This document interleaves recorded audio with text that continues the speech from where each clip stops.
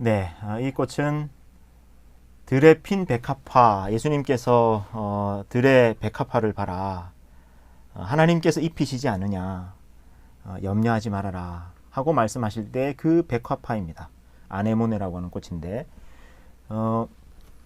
백합화가 하얀 꽃이 아니라서 좀 생소하시죠? 예, 이 꽃이 바로 예수님께서 말씀하신 백합화입니다. 그래서 솔로몬의 옷보다도 더 영화롭다라는 이제 표현을 하셨는데 솔로몬이 왕이니까 빨간색 옷을 입었거든요. 예, 바로 이 꽃입니다. 염려하지 말아라 라고 하는 예수님의 음성이 들리는 듯한 그런 꽃입니다.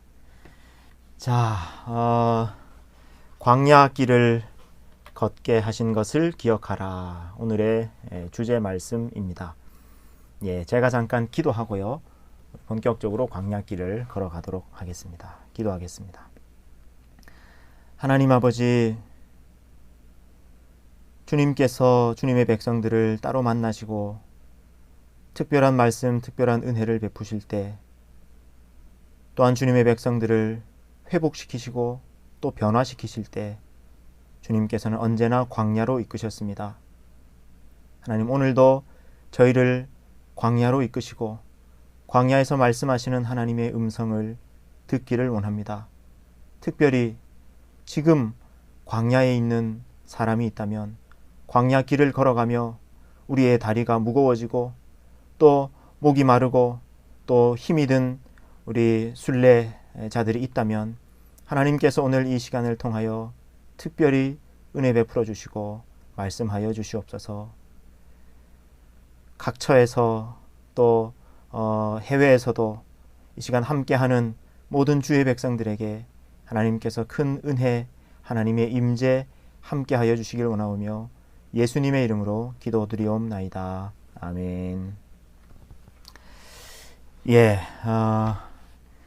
광야길, 유대 광야를 걷고 있는 순례자들의 모습입니다. 예, 여러분, 광야는 성경에서 이스라엘 땅의 광야는 크게 두 장소로 나뉩니다. 여러분 보시는 제일 왼쪽에 아래에 보면은 그 네게브라고 되어 있죠. 이 네게브, 예, 이 네게브 광야가 사실 이스라엘 땅의 한 절반 정도가 되는 아주 큰 광야입니다.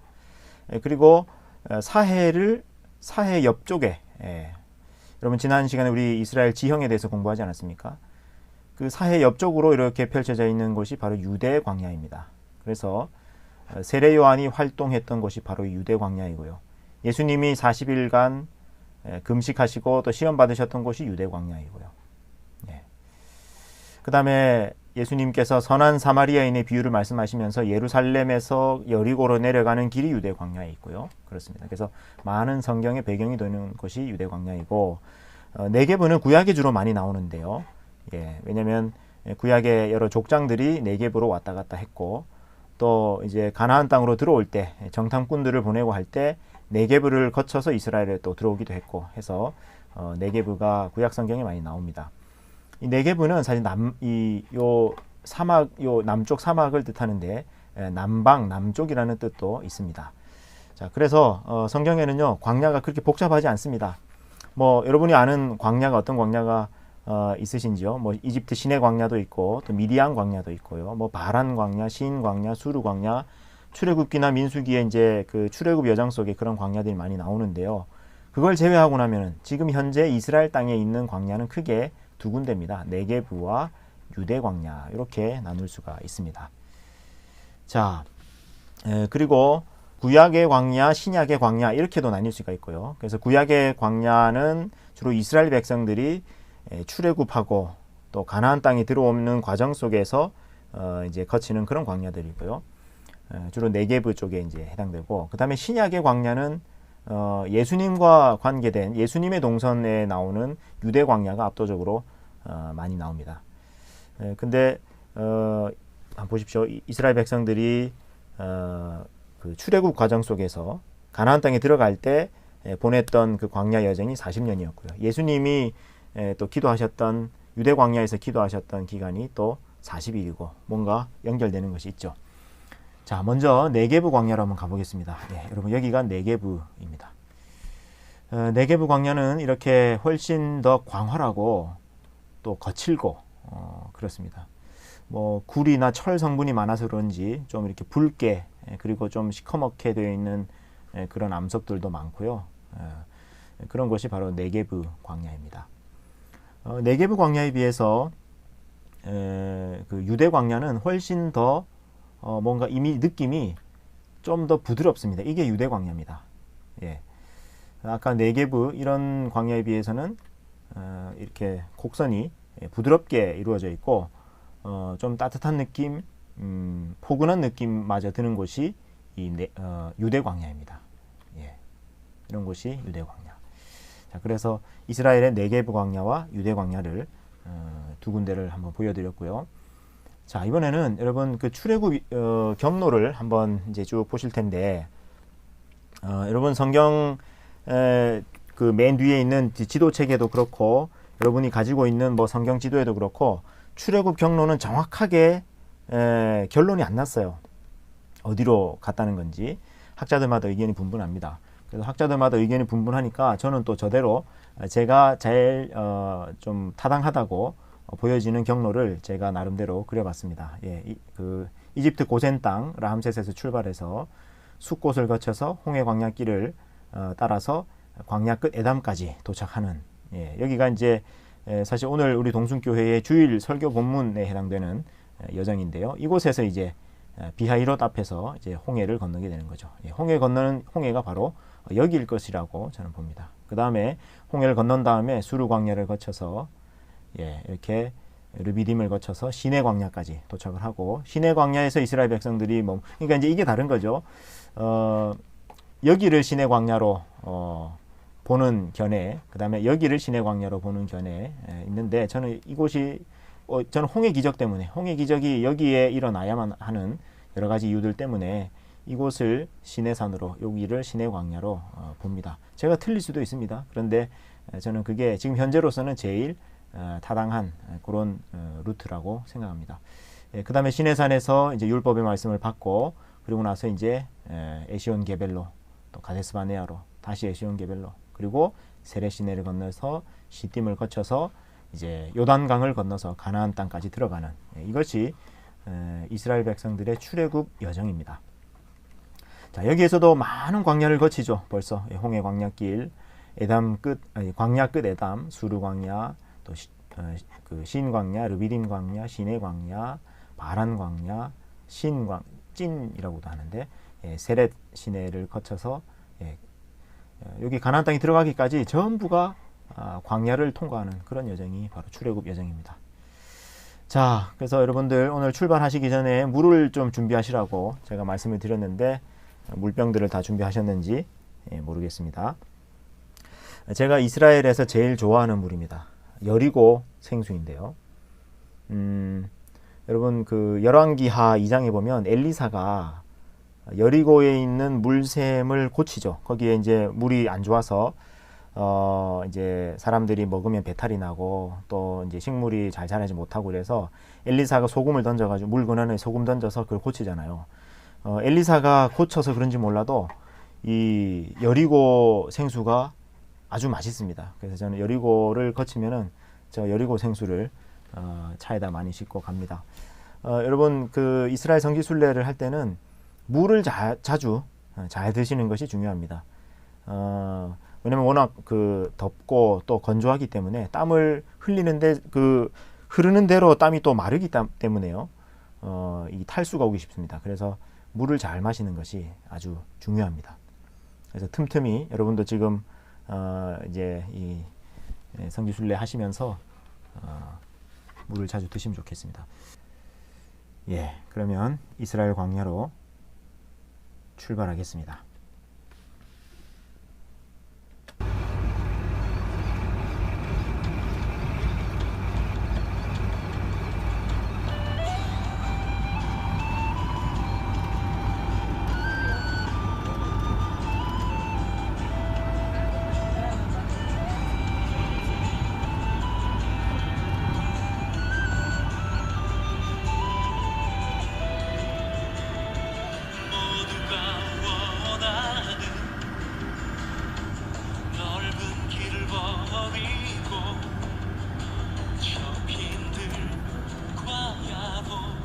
네, 여러분들 지금 달려가고 있는 이 광야가 바로 네게브 광야 한복판에 있는 미츠페 라몬이라는 곳인데, 광야길, 이스라엘 광야길을 제대로 느낄 수 있는 그런 곳입니다.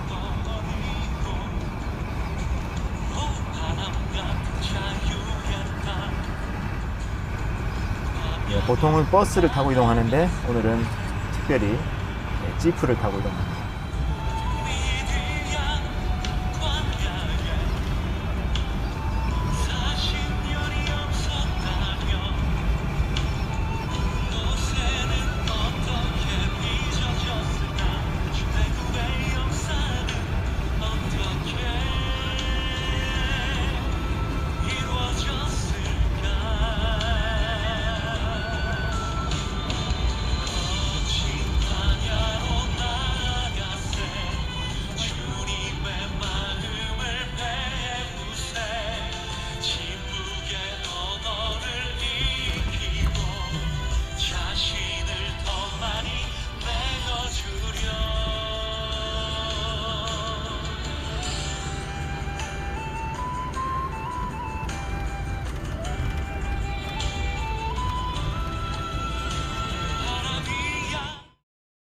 네, 광야 속으로 이제 들어왔습니다.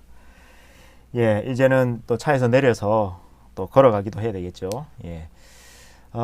광야 햇빛이 너무 뜨겁기 때문에 모자를 반드시 쓰시고 또 양산을 또 쓰고 그렇게 이제 걸어갑니다. 네게브 광야를 걷고 있고요. 또 때로는 유대 광야 속으로 들어가기도 합니다. 예, 광야길을 걸어가다 보면요, 정말 조용합니다. 아무 소리도 들리지 않습니다. 핸드폰도 안 터집니다. 그런 곳을 순례자들과 함께 걸어갑니다. 예, 때로는 물길을 따라서 걸어가기도 하고요. 여러분 보니까 제 배낭에도 여기 물병이 꽂혀 있지 않습니까? 물이 반드시 있어야 됩니다. 예, 이런 길을 걸어가기도 하고 또 걸어가다가 찬양을 부르고 기도하고 말씀을 묵상하고 하면서 광야길을 걸어갑니다. 예, 이런 길을 걷기도 하고요. 이런 길을 걷기도 합니다. 여러분 여기에 요 사람들 보입니까? 여기 예, 이 순례자들이 지금 걷고 있는데 저희 팀인데요. 요 밑에 이렇게 깊은 골짜기가 밑으로 이렇게 있습니다. 여러분 시편 23편에 보면 사망의 음침한 골짜기로 다닐지라도 하는 표현이 나오죠. 바로 이런 골짜기입니다. 사망의 음침한 골짜기를 왜 가야 될까요? 그곳에 물이 있기 때문에 그렇습니다. 밑에 보면 저 골짜기 밑에 물이 흘러갑니다. 우리는 사망의 그 음침한 골짜기를 안 갔으면 좋겠잖아요. 그런데 때로 거기 내려가서 마셔야 할 물이 있기 때문에 사망의 음침한 골짜기를 걸어가야 할 때가 있다는 겁니다. 그럴 때 어떻게 한다고요? 주님께서 함께 하시고 또 주의 지팡이와 막대기로 우리를 지켜주신다. 시편의 약속입니다. 자, 네게브 광야인데요. 네게브 광야 이렇게 광활하고 또 밑으로 내려가서 걷다 보면 이런 나무를 만나는데 여러분 이 나무가 무슨 나무일까요? 성막의 재료로 쓰였던 나무입니다. 광야에서 볼 수 있는 나무. 예. 시띠나무 혹은 조각목이라고 그렇게 하기도 하는 그런 나무입니다. 자, 이 조각목으로 이제 그 성막을 짓는데요. 여러분 이게 성막이죠. 이 성막에는 많은 나무 재료 그 자재가 많이 필요한데 이 광야 생활 광야의 성막은 나무를 구하기가 이제 쉽지가 않은 거죠. 그래서 이런 조각목으로 성막을 짓습니다. 제가 이스라엘에 갔을 때 이 조각목을 좀 가져오고 싶어가지고 이게 성경에 나오는 나무니까 좀 한번 만져보려고 이제 갔는데 이 가시가 너무 많아요. 그래서 어떤 아카시아 나무처럼 가시가 많고 그래서 제가 가지고 오려고 그러다가 그냥 두고 왔는데요.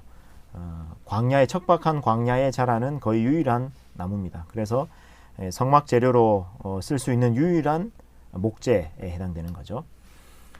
예. 그리고 광야길을 걷다 보면요, 여러분 이런 물 웅덩이를 만나게 되는데, 여러분 출애굽 이스라엘 백성들이 마라의 쓴물, 이런 얘기를 들어보셨잖아요. 이게 그 마라의 쓴물 같은 그런 웅덩이입니다. 예. 그러니까 여러분, 이런 물을 만나니까 이스라엘 백성들이 이거 어떡하겠어요. 이 광야에서 매일 물을 마셔야 되는데, 여러분 아까 제가 그랬잖아요. 물을 많이 필요한데 60만 명이 넘는, 장정만 60만 명이 넘는 사람들이 광야를 지나면서 물이 없으니까, 특히 이런 마라의 쓴물 같은 이런 웅덩이 만나면 얼마나 참 실망이 되겠습니까. 근데 하나님께서 이럴 때마다 물을 고쳐주시고 또 혹은 반석에서 물을 내주시고 하면서 광야길을 인도해 가십니다. 자, 근데 이제 물은 이렇게 하나님께서 반석에서 또 내시기도 하고 물을 고쳐주시기도 하고 하는데, 먹을 것은 어떡합니까? 광야에서 먹을 게 없으니까 하나님께서 뭘 내려주시죠? 하늘에서, 마치 하늘에서 비처럼 혹은 눈처럼 이렇게 하늘에서 내리는 신비로운 양식이 내려오는데, 광야 시절에는 그게 뭐죠, 여러분? 그게 바로 만나입니다. 만나. 자, 여러분, 이 만나라고 하는 뜻이 뭐냐면은 이것이 무엇이냐라고 하는 그런 뜻이에요.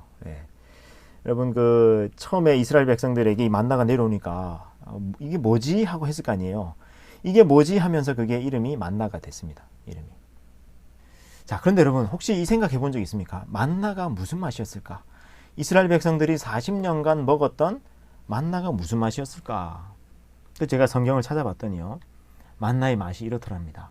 출애굽기에 보니까, 자, 이스라엘 족속이 그 이름을 만나라 하였으며 갓씨 같고, 그 다음에 맛이 꿀 섞은 과자 맛 같더라. 과자인데 꿀 섞은 과자 맛. 그 다음에요, 또 민수기에 가면은요, 그 만나로 과자를 만들었더니 그 맛이 기름 섞은 과자 맛 같더라. 그렇게 나와요. 여러분, 이게 만나의 맛이랍니다. 꿀 섞은 과자 맛, 기름 섞은 과자 맛. 여러분, 이게 그러면 여러분 이 시중에 우리 살 수 있는 과자 중에서 무슨 과자에 제일 가까울까요? 오늘의 퀴즈입니다. 저는요, 제일 제가 볼 때는 맛동산이 제일 그 만나 맛이지 않겠는가. 물론 꿀꽈배기도 꿀 섞은 과자 맛, 기름 섞은 과자 맛 맞는데, 이것도요, 꿀 섞은 과자 맛, 기름 섞은 과자 맛. 그리고 만나, 맛동산, 뭔가 이 비슷하잖아요, 이름이. 그래서 저는 이 맛동산이 제일 만나의 맛과 비슷하지 않겠는가. 그래서 우리 성기순례 가면은요, 네게부 광야를 통과할 때는 이 만나를 간식으로 드리는데, 자, 그래서 이스라엘 백성들이 이 만나를 먹으면서 40년간 지냈어요. 여러분, 이런 광야요.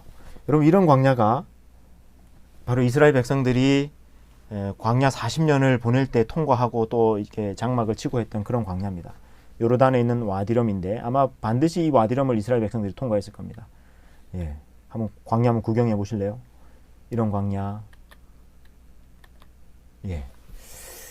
여러분, 이런 데 있으니까 어떻게 되겠습니까? 먹을 게 없으니까, 늘 물도 없고 먹을 것도 없으니까 참 그 힘든 거죠. 그래서 이스라엘 백성들이 뭐라고 얘기해요?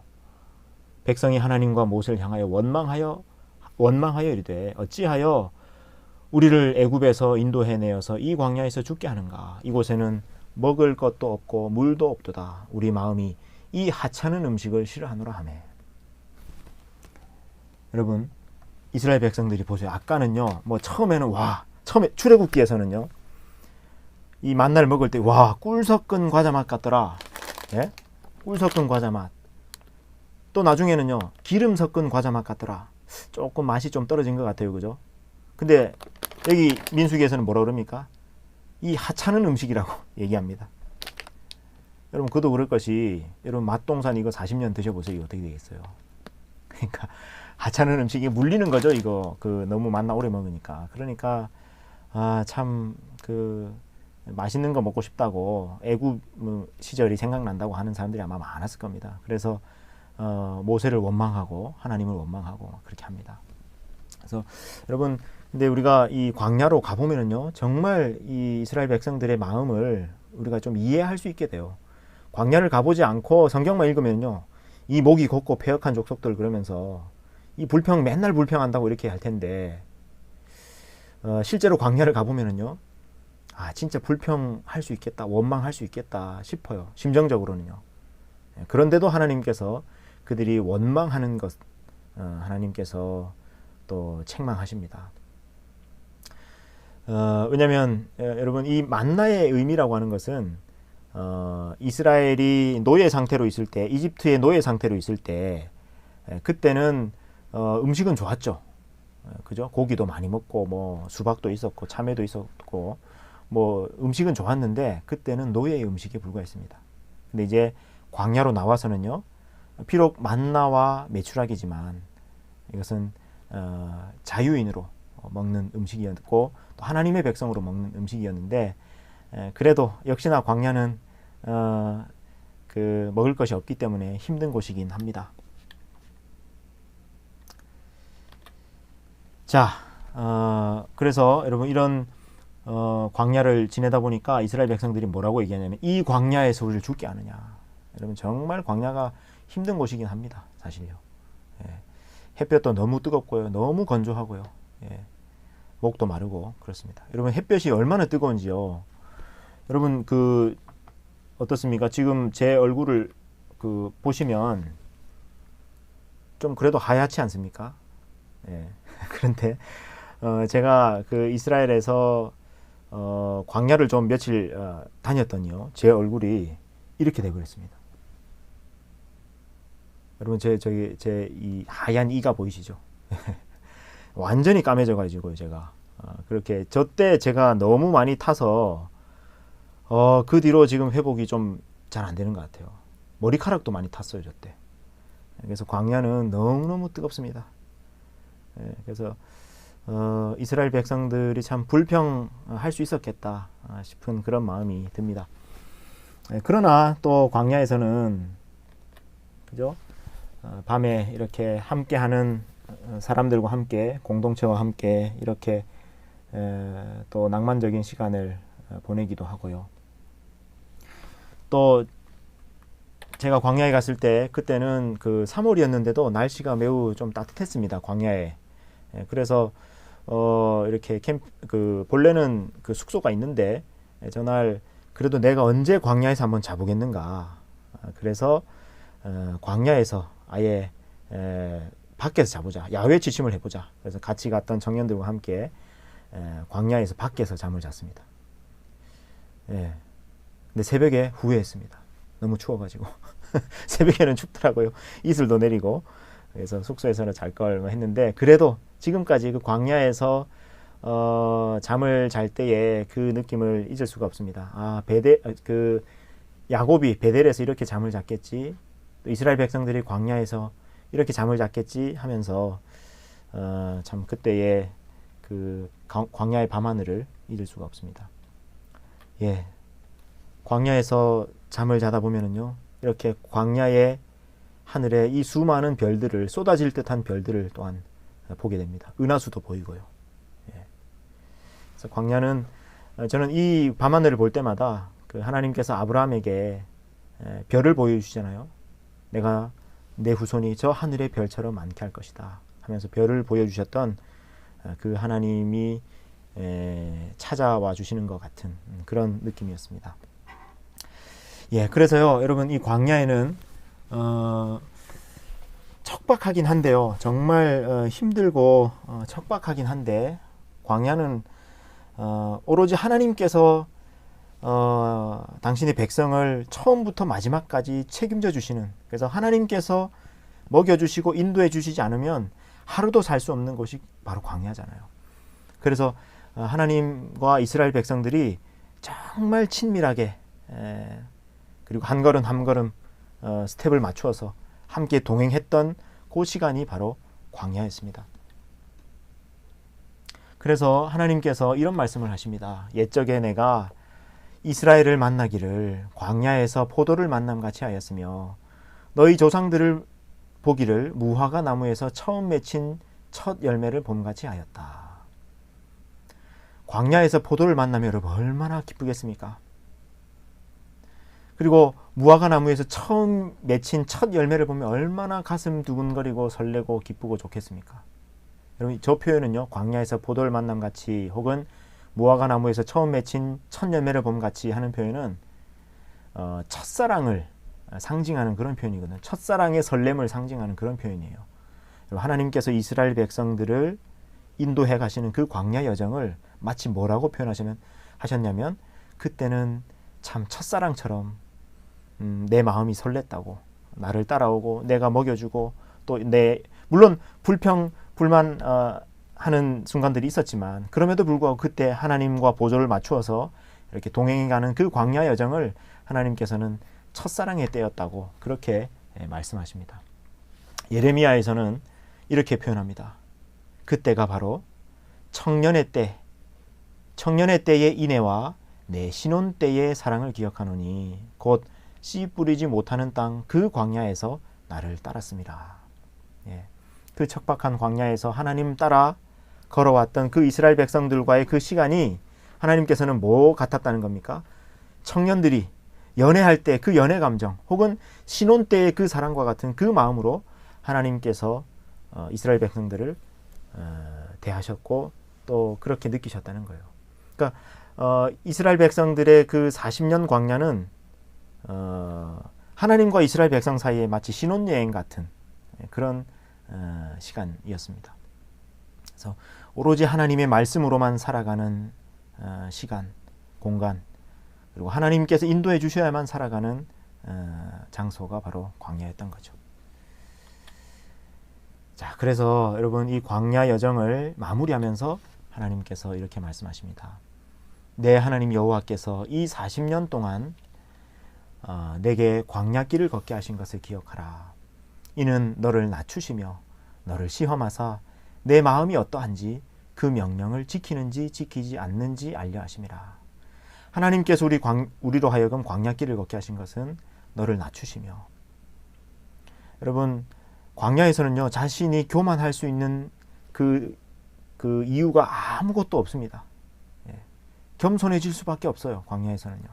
그리고 하나님을 바라보고 하나님을 의지할 수밖에 없습니다. 그 광야에서 하나님께서 우리를 시험하셔서 우리 마음이 어떤지, 하나님 말씀을 정말 지키는지를 이제 알아보려고 하셨다. 3절에 너를 낮추시며 너를 줄이게 하시며 또 너도 알지 못하며 내 조상들도 알지 못하던 만나를 내게 먹이신 것은 사람이 떡으로만 사는 것이 아니요 여호와의 입에서 나오는 모든 말씀으로 사는 줄을 내가 알게 하려 하심이니라. 만나를 내려주신 이유는, 그리고 광야로 이끄신 이유는, 여러분, 광야는 아까 보셨잖아요. 제일 심각한 것이 먹고 사는 문제예요. 광야에서는 아예 먹고 살 수 있는 아무 환경이 안 되니까요. 그런데 어떻게 하면 산다는 겁니까? 하나님 말씀 따라가면 산다. 하나님 말씀 따라서 순종하면서 살아가면 하나님께서 하늘에서 내려주시는 만나를, 또 메추라기를 통해서 살 수 있다. 그래서 사람이 떡으로만 사는 것이 아니라 하나님의 말씀대로 살면 산다라고 하는 것을 몸소 뼈저리게 경험했던 곳이 바로 광야였습니다. 그래서 여러분, 광야는요, 그 이름의 뜻이 미드바르, 이거 히브리어인데 지금 폰트가 깨졌네요. 미드바르인데, 이 미드바르라고 하는 것이 광야라는 단어의 히브리어입니다. 그런데 여러분, 이 말씀이라는 이 단어의 히브리어는 다바르입니다. 미드바르, 다바르, 뭔가 비슷하죠. 그러니까 이 광야는 바로 미드바르 안에는 다바르, 말씀이라고 하는 단어가 녹아 들어 있는 겁니다. 광야는 어떤 곳이라고요? 하나님의 말씀이 임하는 곳, 하나님의 말씀으로 사는 곳입니다. 자, 이제 여러분 잠깐 또 쉬어가도록 하겠습니다. 광야길을 좀 걷다가 다시 또 가겠습니다.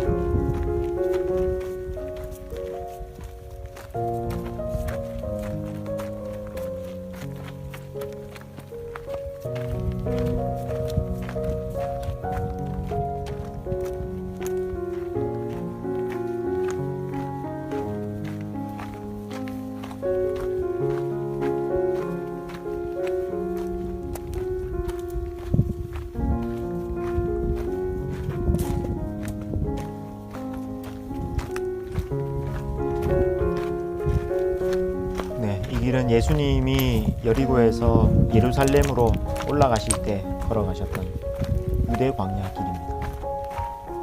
여리고에서 예루살렘으로 걸어가는 길입니다. 자, 이제 여러분 저와 함께 갈 곳이 바로 쿰란이라고 하는 곳인데요. 요 사해에 가면 여리고 근방에 쿰란이라고 하는 곳이 있습니다. 여러분 쿰란이라는 이름 지명을 많이 들어보셨을 텐데 여리고 바로 옆에 있는 그 사해 쪽에 있는 유대 광야입니다. 비행기에서 찍으면요, 여러분 여기가 바로 이제 쿰란입니다. 예, 여기 유대 광야고요. 밑으로 내려가 보면 이제 이렇게 되어 있습니다.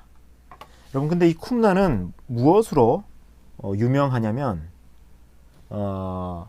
이 사해 사본이 발견된 곳으로 유명합니다. 무슨 일이 있었냐면 여러분 1947년도에 어떤 베두인 목동이 양을 한 마리 잃어버렸어요. 그래서 양 찾느라고 저 유대 광야 얼마나 넓습니까? 근데 이 양인지 염소인지 그 햇빛이 너무 뜨겁기 때문에 광야로 가다가 이렇게 구멍이 있으면 거기 들어가고 버리고 막 그러거든요. 그래서 이 베두인 목동이 양을 찾으러 들어가 가지고는 저기 구멍마다 돌멩이를 던집니다. 던져보니까 없고 던져보면 없고 한데 어떤 한 그 구멍에다가 굴에다가 이 돌멩이를 던졌더니 와장창 하면서 그릇 깨지는 소리 같은 게 이제 들리는 겁니다. 그래서 안에 들어가 봤더니 이제 항아리가 발견이 됐고 그 항아리 속에 두루마리가 발견이 돼서 이제 그 조사를 해봤더니 그게 성경 두루마리였던 겁니다. 바로 그게 사해사본인데요.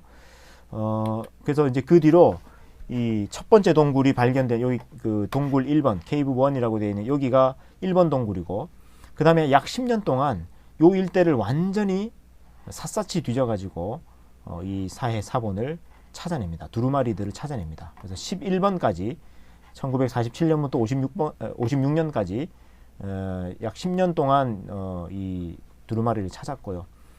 그리고 최근에 12번 동굴도 발견이 됐습니다. 그래서 여러분 이 그 1번 동굴 처음으로 발견된 이 사해 그 사본 쿰란 동굴 제가 너무 궁금해가지고 한번 가봤어요. 여러분 여기에서 화면에서 이 사해 그 쿰란 1번 동굴이 어딜까요? 네, 바로 여기입니다. 확대해서 보면 이렇게 되어 있습니다. 요 구멍이 아니고 요 뒤에 요 돌로 가려져 있는 요 뒤편에 있습니다. 예, 그래서 다른 사진으로 보시면 여기가 1번 동굴이고요. 그 옆에 가면 여기가 2번 동굴입니다. 예, 근데 이제 오늘은 뭐 1번 다른 여러 동굴들 중에서 1번 동굴만 한번 가보도록 할 텐데요. 1947년도에 처음 그 쿰란 1번 동굴이 발견될 때 이런 모습이었습니다. 예, 그런데 요즘에는 이렇게 돼 있어요. 예, 그래서 요 부분이 이제 발굴하고 또 사람들 드나들고 하면서 이제 자꾸 무너져 내려가지고 지금 이렇게 되어 있습니다. 자, 쿰란 1번 동굴로 한번 올라가 보겠습니다. 여러분 성지순례를 가더라도요, 이 쿰란 동굴로 가기는 쉽지가 않습니다. 이게 좀 위험하거든요. 경사가 너무 가팔라서 위험해서 1번 동굴 가보지 못하는데 오늘 특별히 한번 가보겠습니다. 자, 이렇게 생겼습니다. 오늘날에 이거 한 2-3년 전에 제가 갔을 때 모습인데, 예, 사실 이 성경 두루마리가 2000년 전에 성경 두루마리가 발견된 그런 곳이어서 제가 꼭 한번 가보고 싶었어요. 그래서 안에 들어가면 이렇게 생겼습니다. 예, 안쪽에 들어가면 이렇게 보이고요. 안쪽에서 바깥쪽을 바라보면 이렇게 보입니다. 여기에 처음 발견될 때 이런 형태의 항아리 8개가 있었다는 거죠. 예, 그래서 이 항아리 속에 이게 뭔가 하고 이제 처음에는 그 베두인 목동이 이게 뭔가 하고 이제 뭘 두루마리가 있으니까 그걸 가져온 거예요. 그랬는데 이게 이제 지나가던 어떤 그 고고학자 눈에 띄어가지고 아, 이게 성경 두루마리구나 하고 이제 발견이 된 거죠.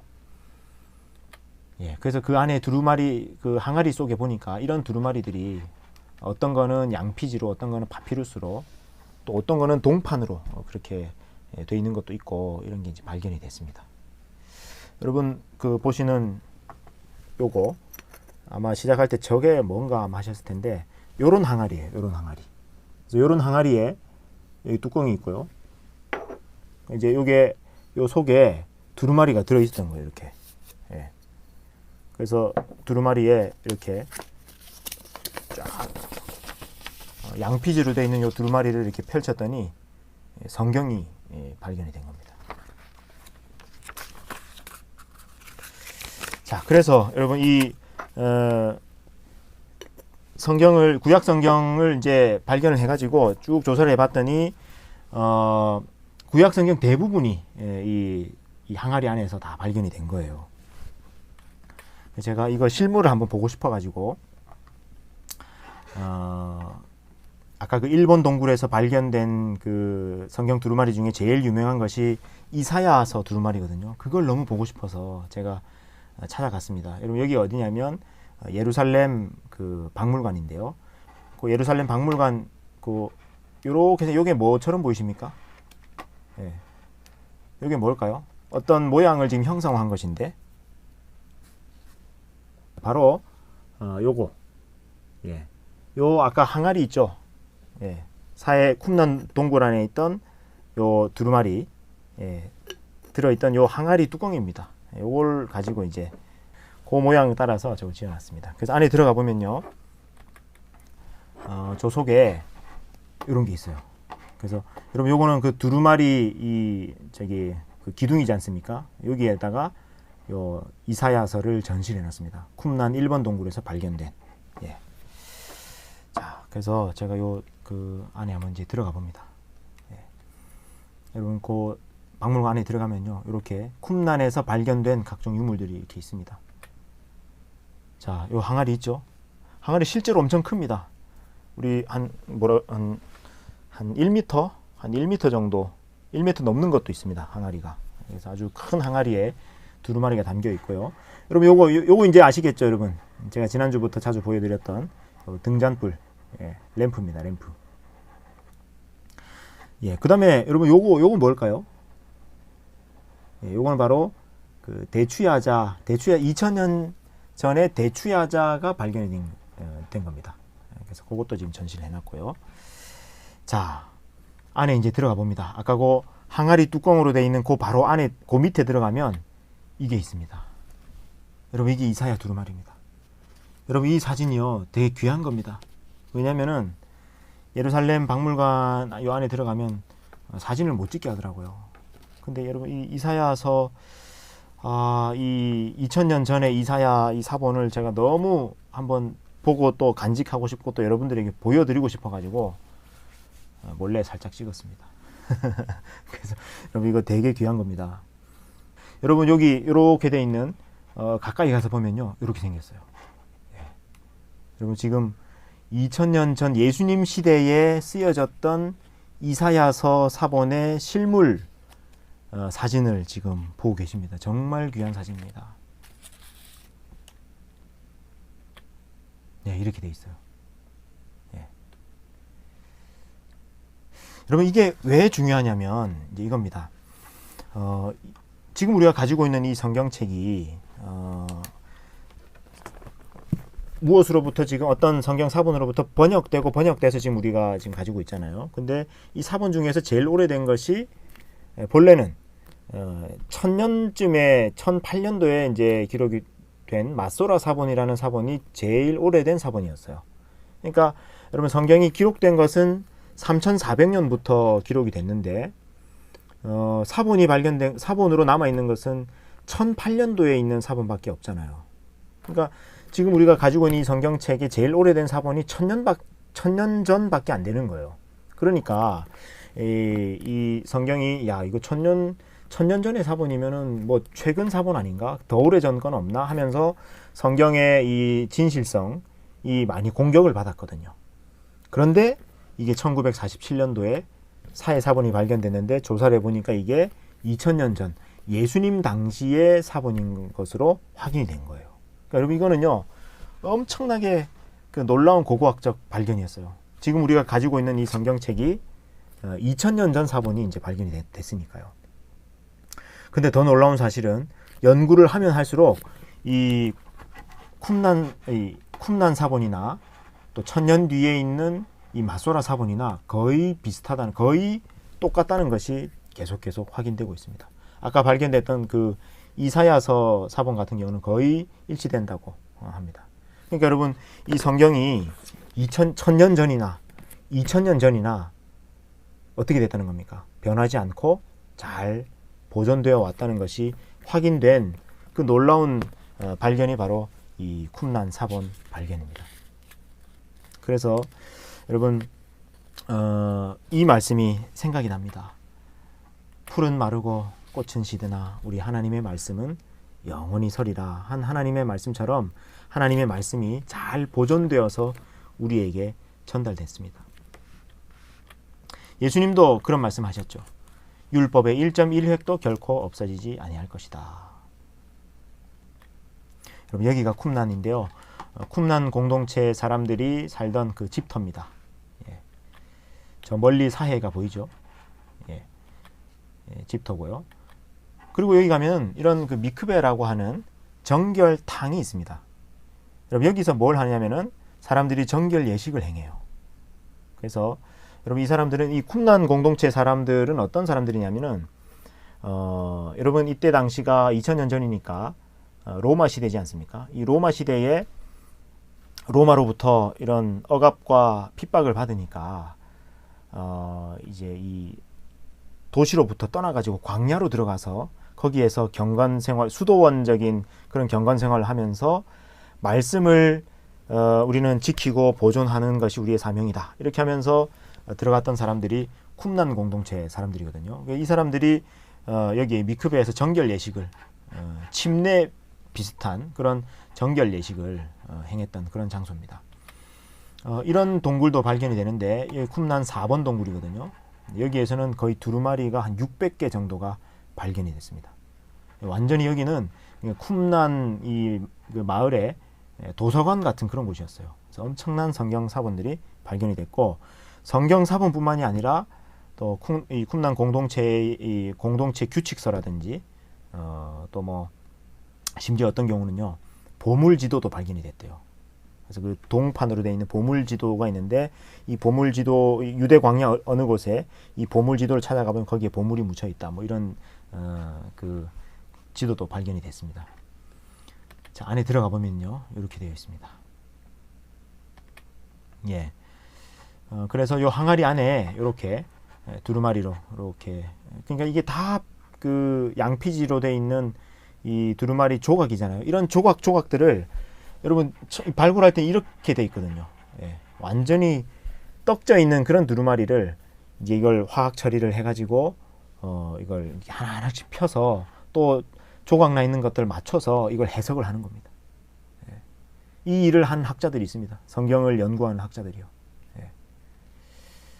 그래서요, 그 이 쿰란 사본 연구하는 어떤 그 교수님 사모님이 그런 얘기했다 그래요. 아, 이 동굴 속에 있는 이 양피지를 그 염소가 다 뜯어 먹었어야 되는데 이 교수님이 맨날 사본 쪼가리만 들고 있으니까 사모님이 그렇게 얘기했다고 합니다. 그런 일화가 있습니다. 자, 또 그 쿰란 그 집터에 가보면 요런 곳도 있습니다. 요런 유물 그릇들인데요. 그러니까 그릇이 이렇게 가득 모여 있는 걸로 봐서 아마 이 사람들이 공동생활을 하면서 공동 식사를 하는 그런 모습이었다라고 봅니다. 그래서 이렇게 그릇들이 식당, 우리 그 동순교회 우리 엘림 식당 주방처럼 이렇게 이제 많은 그릇들이 이렇게 쌓여 있습니다. 자, 여기 이제 그때 2000년 전에 쿰란 사람들이 사용하던 그릇이고요. 예, 요거 이제 매우 익숙하시죠? 예수님 당시 때 사용하던 오일 램프, 감람유 램프입니다. 자, 그 다음에 여러분 요건 뭘까요? 왼쪽에 있는 요거 뭐처럼 보이십니까? 예, 이게 바로 예수님 당시 때 사람들이 신고 다니던 신발, 샌들입니다. 신발 이 밑창이죠, 이게. 그러니까 예수님이 광야길을 걸으시거나 할 때 요런 샌들을 신고 예수님이 걸으셨어요, 광야길을. 자, 그러면 여러분 요건 뭘까요? 신발 옆에 있는 요거. 예, 요거는 마치 꼭 요거 여러분들 그 많이 본 듯 하지 않습니까? 우리나라 사람들이 옛날에, 요즘은 많이 안 쓰는데요. 옛날에 이거 많이 썼어요. 옛날에 우리나라 요런 빛을 뭐라 그러죠? 예, 참빛이라 그러잖아요. 참빛. 예. 그래서 저는 이걸 보면서요. 와, 우리 조상들하고 쿰난 사람들하고 뭔가 통하는 게 있잖아요. 완전히 참빛이잖아요. 뭐 생김새가 빛입니다. 그리고 여러분 요 밑에 있는 이게 뭘까요? 통처럼 보이는 거. 예, 이 통이 바로 쿰난 사람들이 쓰던 잉크병입니다. 여러분 아까 쿰난 그 사본에서 이 성경을 계속 하려 그러면 잉크가 많이 필요하잖아요. 그러니까 이 사람들이 이제 글을 쓸 때, 성경을 필사할 때 쓰던 잉크병입니다. 잉크병. 네, 이런 것들이 발견이 되는 거죠. 그래서 이 쿰난 사람들이 바로 이 쿰난 이 사본, 사회 사본을 기록한 사람들이다라고 그렇게 이제 봅니다. 그러니까 저는 이제 이거를 볼 때마다 이 사람들이 얼마나 성경을 사랑하는 사람들이었는가 하는 것을 깨닫게 돼요. 여러분 이때가 로마 시대였거든요. 그래서 로마가 완전히 이제 이스라엘을 멸망시키려고 하니까 이 가지고 있던 성경 이런 게 다 불타서 없어져 버리면 안 되잖아요. 그러니까 성경을 다음 세대로 남겨줘야 되기 때문에 이 성경 두루마리를 필사해 가지고 이거를 이 쿰난 동굴 곳곳에 이거를 항아리에 담아 가지고 넣어둔 거죠. 그게 2000년 지나서 최근에 발견이 된 겁니다. 예, 이 쿰난 공동체 사람들. 자, 그 다음에 여러분 이 사람이 누굴까요? 예, 요쪽 그 쿰난 지역에서 활동했던 사람인데 낙타 털옷을 입고 가죽띠를 띠고 있는 사람. 이 사람이 누굴까요? 예, 이 사람이 바로 세례 요한입니다. 광야에 외치는 자의 소리로 복음을 선포했던 세례 요한입니다. 예, 여러분 여기가 바로 세례 요한이 예수님에게 세례를 베풀었던 요단강인데요. 바로 여기입니다. 여러분 예수님이 세례를 받으셨던 요단강이 어디냐면 바로 쿰난 옆에 있는 요단강 여기예요. 여리고 맞은편에 있는 여기서 예수님이 세례를 받으셨거든요. 예, 그러니까 이 세례를 베풀고 하는 이 모습, 아까 쿰난의 그 정결탕도 있고 그렇지 않았습니까? 그래서 이 세례 요한이 쿰난 쪽에 있는 이 사람들하고 왕래를 했거나 혹은 뭐 여기 출신이었거나 뭐 그랬을 가능성도 있는 거죠. 알 수는 없지만. 그래서 이 예수님 그 세례 요한이 이 쿰난과 요쪽 지역을 왔다 갔다 하면서 이 요단강에서 세례를 베풀었을 것이다라고 보고 있습니다. 자, 여러분 여기가 바로 요단강입니다. 예수님이 세례를 받으셨던 요단강. 예. 그래서 요단강 요쪽 편에는 그 이스라엘이고 저쪽 건너편은 요르단입니다. 예. 근데 요단강이 되게 그 폭이 좁죠. 예. 그래서 지금은 좁은데요. 옛날에 이스라엘 백성들이 그 요단강을 건너서 가나안 땅 들어갈 때는 요단강이 훨씬 더 그 컸고 깊었고 그랬습니다. 그래서 하나님이 기적으로 갈라 주셔서 이 강을 건너갔던 거죠. 이스라엘 백성들이 가나안 땅에 건너가기 위해서 요단강에 발을 담궜던 바로 그 장소에서 예수님이 세례를 받으신 거예요. 그래서 오늘날 이 성지 순례객들이 요단강에 가면 다 세례를 받고 또 세례 체험을 하고 이제 그렇게 합니다. 예. 우리도 요단강에 왔으니까 한번 그래도 요단강 속에서 침례를 한번 받아봐야 되지 않겠습니까? 예, 그래서 한번 침례 한번 받아보겠습니다. 여러분 준비되셨습니까? 요단강에서 침례를 받을 때는요 반드시 이 코를 막고 뒤로 이렇게 들어가야 되기 때문에 코를 막아야 됩니다. 자, 이제 요단 강물 속으로 이제 들어갑니다.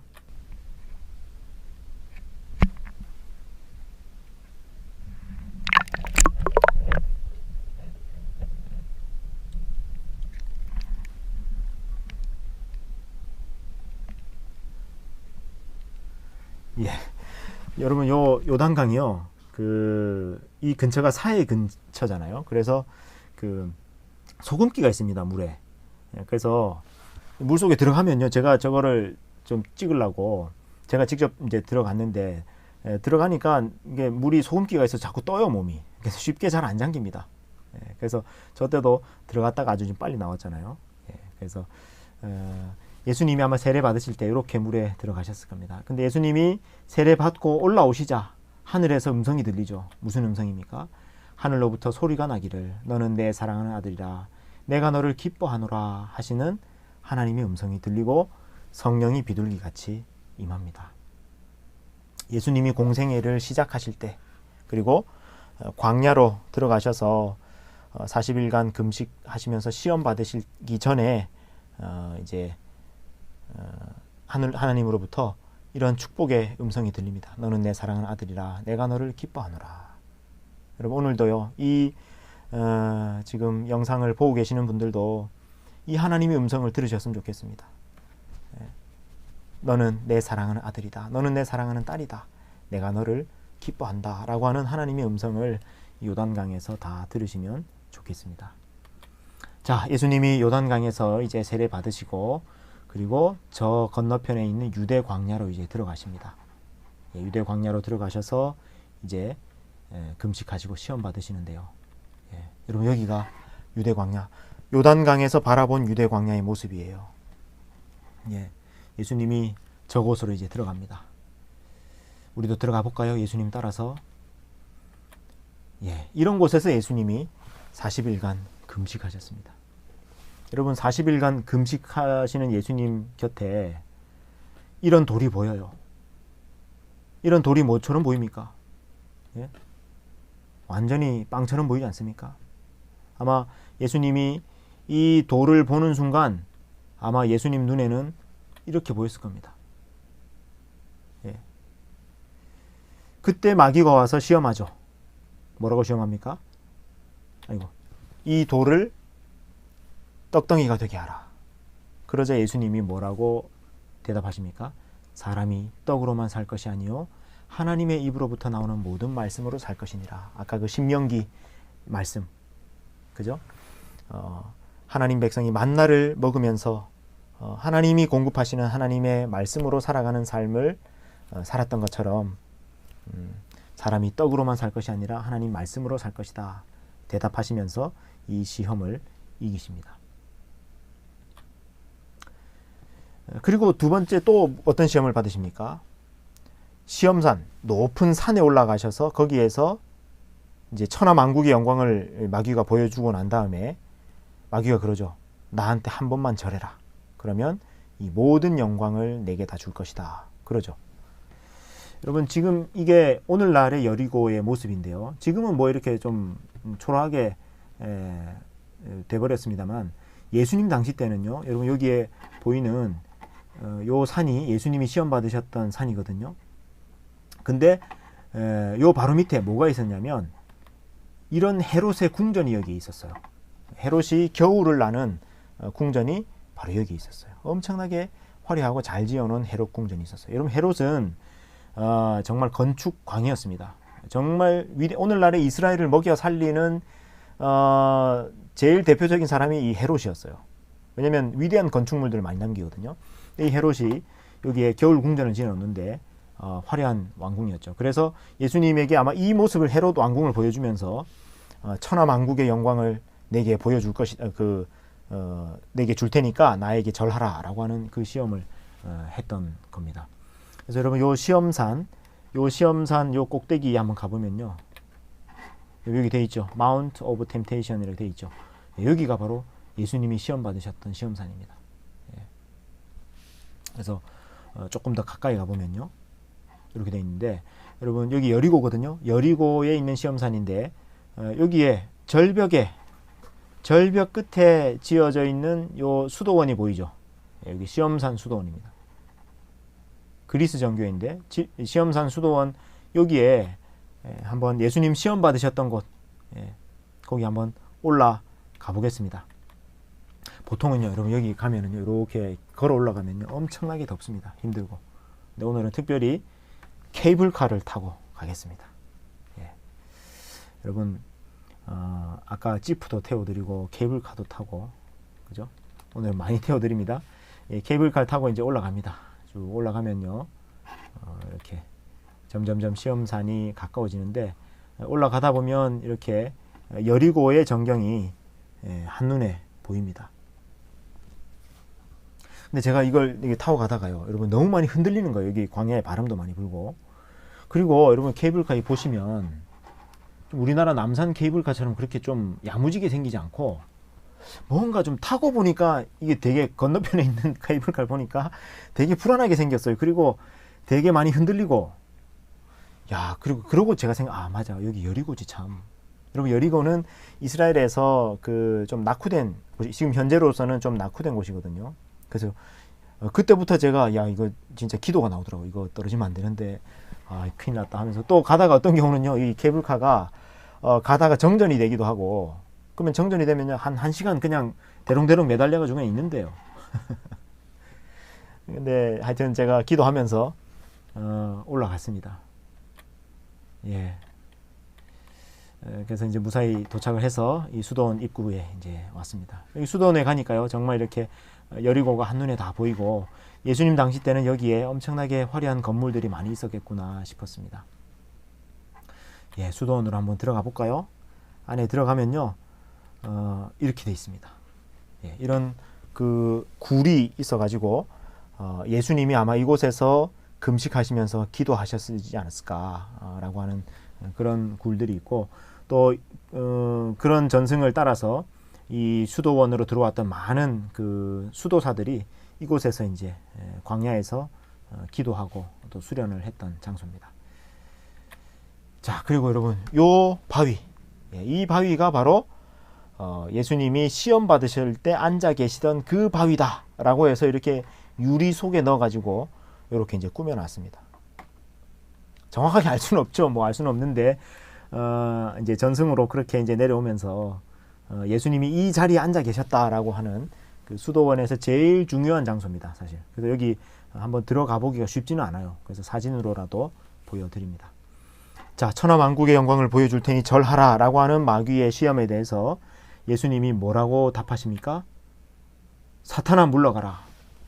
주 너의 하나님께 경배하고 다만 그를 섬기라 라고 말씀으로 예수님이 응수하면서 이 시험을 이기십니다. 여러분, 아까 광야는 어떤 곳이라고 했죠? 광야는 미드바르인데, 그 미드바르라고 하는 단어에는 다바르, 말씀이 녹아져 있었다 그랬잖아요. 그러니까 광야는 하나님의 말씀이 임하는 곳이죠. 예수님이 광야에서 40일간 기도하시고 또 시험 받으시면서 무엇으로 이 시험을 이기십니까? 말씀으로 이기십니다. 말씀으로. 광야는 말씀이 임하는 곳입니다. 자, 이 수도원으로 이렇게 이제 나올 때 제가 찍은 사진인데요. 아까 여러분 그 절벽에 그렇게 작은 건물들이 절벽 끝에 있었잖아요. 그게 이제 요겁니다. 이게 뭐냐면 개인 기도실이에요. 제가 가보니까. 와, 절벽 끝에 있는 한 평짜리 한두 평 될까요? 그렇게 작은 기도실인데, 야, 절벽 끝에서 기도하면 어떨까 싶었습니다. 그래서 제가 안은 어떤 모습인가 하고 안에 들여다봤어요. 그래서 기도하고 있는 또 저기 순례자에게 방해되지 않도록 살짝 찍었습니다. 여러분, 광야는 그런 곳입니다. 광야는. 자, 여러분, 헨리 나우엔의 글귀인데요. 한번 같이 읽어보면 좋겠습니다. 고독은 정화와 변형의 자리요, 위대한 투쟁과 위대한 만남의 자리이다. 고독은 단순히 어떤 목적을 위한 수단이 아니다. 고독은 그리스도께서 우리를 당신 자신의 모상으로 개조하고 세상의 강제로부터 우리를 자유롭게 하는 자리이다.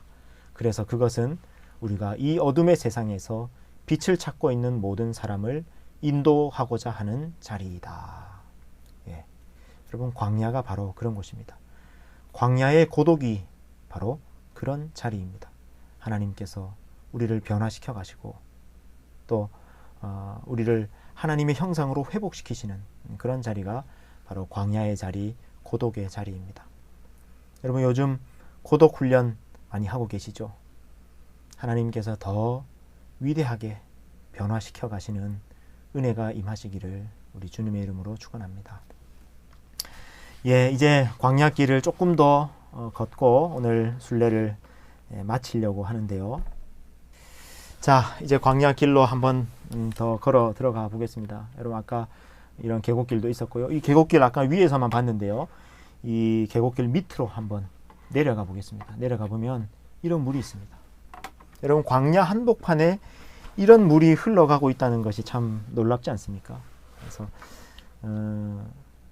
하나님께서 광야에 물을 내신다라는 말씀이 이런 말씀이구나 싶었습니다. 네, 광야 한복판에 흘러가는 골짜기 계곡물입니다. 예수님이 걸어가셨던 길이기도 해요. 여리고에서 예루살렘으로 올라가시는 길입니다. 사람들이 예루살렘으로 올라갈 때, 시온으로 올라갈 때 걸어갔던 길이기도 합니다. 아마 이 길에서 시편 84편이 기록되었을 것 같아요.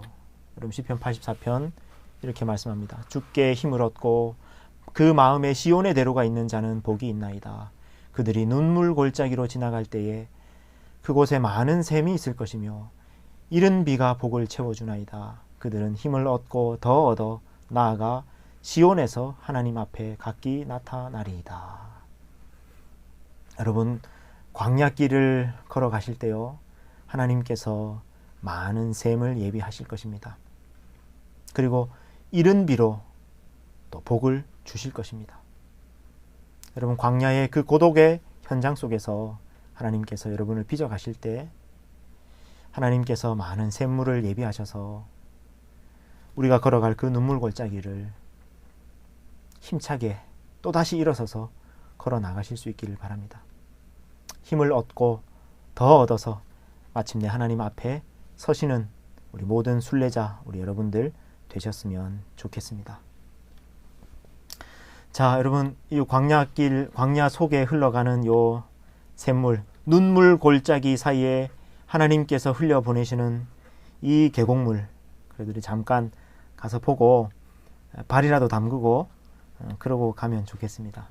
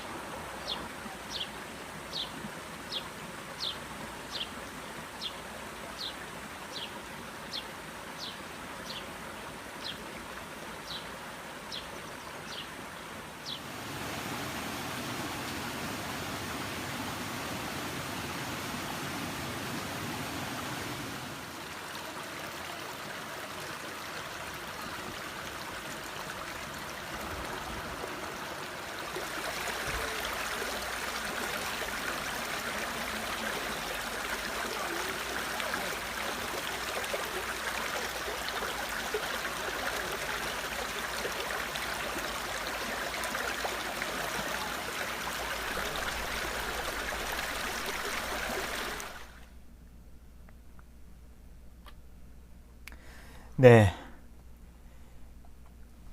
물 소리만 들어도 너무 시원하죠. 예, 사실 뭐 우리나라에는 훨씬 더 좋은 계곡들이 많지만 그러나 이 광야에 하나님께서 비를 내려 주셔서 흘려 보내시는 이 물이라고 할 때 참 특별한 은혜가 있는 것 같습니다. 자, 여러분 여기가 아까 여러분들이 보셨던 그 방금 발 담그셨던 그 계곡물이 바로 여기예요. 요 계곡물입니다. 여러분 이 광야잖아요, 주변이. 그 광야 한복판으로 이렇게 물이 흘러갑니다. 여기만 초록색으로 된 요 풀이 나 있죠. 예, 광야 속에 나 있는 물입니다. 예. 엔프рат이라고 하는 샘물에서 물이 터져 나와서 이 물이 흘러서 여리고까지 내려갑니다. 이런 물이니까 여러분 여리고 물이 얼마나 맛이 좋겠습니까? 자, 요 엔프рат에 내려가 보면요, 이런 나무들 아까 여러분 계곡 영상으로 잠깐 보셨는데 아까 계곡 영상에는 잘 안 나와서 제가 사진으로 따로 좀 보여드리면 여러분 여기에 보면은 이 계곡 이 물가에 나무들이 이렇게 뿌리를 내리고 있죠. 여러분 여기 다 뿌리입니다. 뿌리. 주변이 너무 건조하니까 이 뿌리들이 필사적으로 이 강물로 뻗어 있어요. 이렇게요. 여러분 보십시오. 이 뿌리가 다 요 나무들의 뿌리입니다. 저 멀리 어디서부터 뻗어 나왔는지 모르지만 이 뿌리를 필사적으로 뻗쳐서 강물까지 이렇게 내려와 있습니다. 예레미야 17장에서 하나님이 이런 말씀하십니다. 그러나 무릇 여호와를 의지하며 여호와를 의뢰하는 그 사람은 복을 받을 것이라. 그는 물가에 심어진 나무가 그 뿌리를 강변에 뻗치고 더위가 올지라도 두려워하지 아니하며 그 잎이 청청하며 가무는 해도 걱정이 없고 결실이 그치지 아니함 같으리라. 아멘. 여러분, 하나님을 의지하는 사람, 하나님을 의뢰하는 그 사람은 어떤 복을 받는다고요? 물가에 심어진 나무가, 주변이 광야인 것과 아무 상관없이, 주변이 건조하고 가문 것과 상관없이 늘 잎이 푸르고 청청한 나무로 살게 될 것이다. 가무는 해도 걱정이 없고 결실이 그치지 않을 것이다 말씀합니다. 여러분, 하나님 백성은 그렇게 사는 겁니다.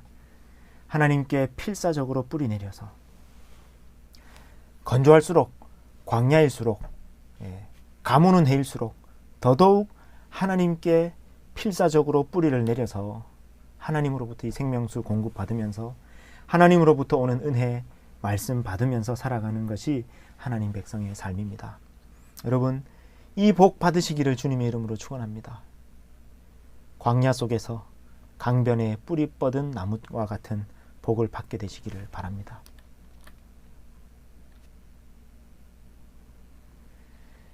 이 나무는 무슨 나무일까요? 아까는 시띠나무라고 했는데, 이 나무는 바로 정답은 로뎀나무입니다. 로뎀나무. 로뎀나무. 여러분, 이 로뎀나무는 무엇으로 유명합니까? 여러분 아시는 것처럼 엘리야 선지자가 정말 영적인 그런 탈진, 무기력 속에서 찾았던 광야, 그곳에 있던 나무가 바로 로뎀나무였죠. 여러분, 엘리야가 이렇게 된 거죠. 자기 자신은 광야로 들어가 하룻길쯤 가서 한 로뎀나무 아래 앉아서 자기가 죽기를 원하여 이르되, 여호와여, 넉넉하오니 지금 내 생명을 거두시옵소서. 나는 내 조상들보다 낫지 못하나이다 하고. 여러분, 엘리야가 어떤 사람입니까? 선지자의 표상이잖아요. 제일 대표적인 선지자가 바로 엘리야잖아요. 그런 엘리야가 이 아합 시대에, 그 아합 이세벨 시대에, 여러분 요 직전에 바로 갈멜산에서 그 바알과 아세라 선지자들과 한판 대결, 그 수백 명의 바알 아세라 선지자들과 한판 대결을 벌일 만큼 위대한 능력의 사람이지 않았습니까?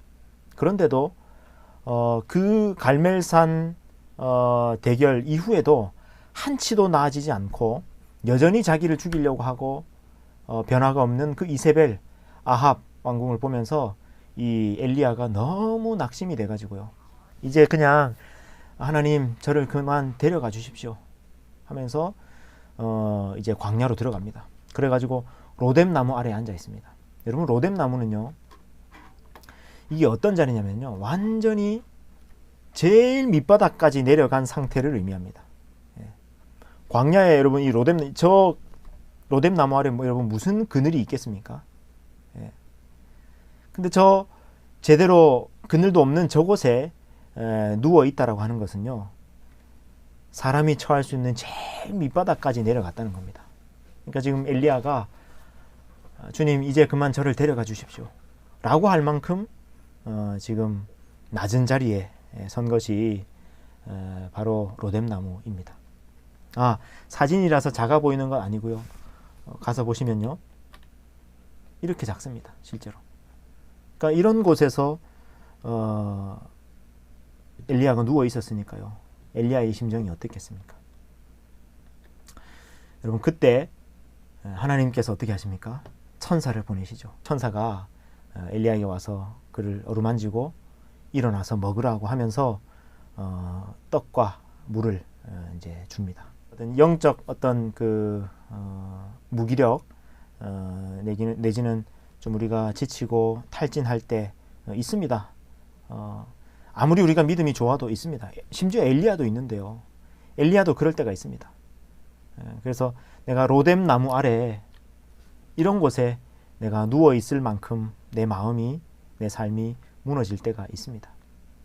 여러분, 그럴 때 하나님께서 천사를 보내주시기 바랍니다. 여러분에게 천사를 보내주셔서 떡과 물을 주시고 힘을 내도록, 다시 기운 차리도록. 여러분, 엘리야가 이 이후에 다시 기운 차려서 다시 가서 사명을 감당합니다. 그에게 남은 사명을 다시 감당합니다.